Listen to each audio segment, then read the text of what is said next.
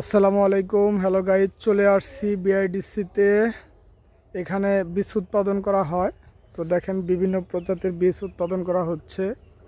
এক এক জাতের মানে কোন ফসলটা সবচাইতে ভালো হয়, প্রত্যেকটা ধানের জন্য আলাদা আলাদা প্লট তৈরি করা হয়েছে। দেখেন মাঝখানে কিছু কিছু জমি পেকে গেছে, এর জন্য আলাদা প্রজেক্ট।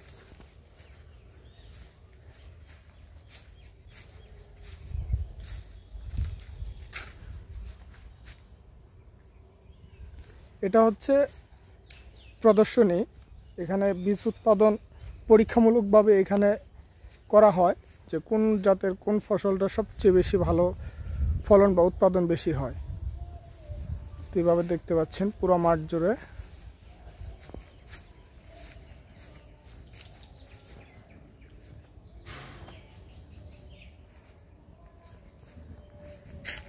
মাঝখানে কিছু কিছু ধান পেকে গেছে।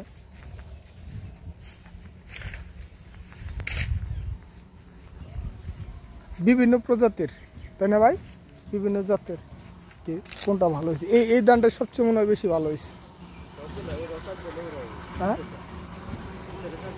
302।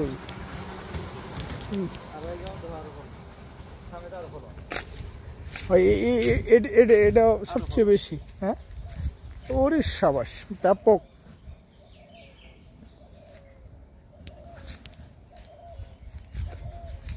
আমাদের দেশ হচ্ছে কৃষি প্রধান দেশ।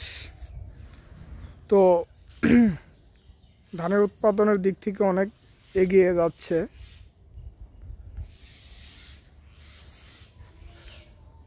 ব্যাপক ফলন।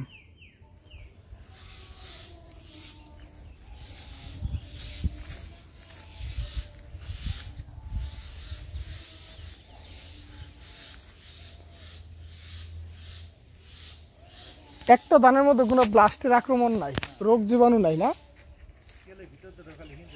হ্যাঁ হ্যাঁ, তো গাইস আসতেছি ভাই। তো দেখেন ব্যাপক ফলন হয়েছে। আসলে চাষাবাদ করলে এইভাবে চাষাবাদ করা উচিত।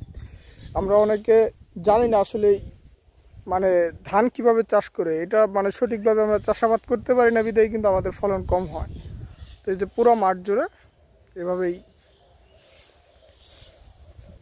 বীজের জন্য পরীক্ষামূলক হিসাবে এটা আপনার করা হচ্ছে।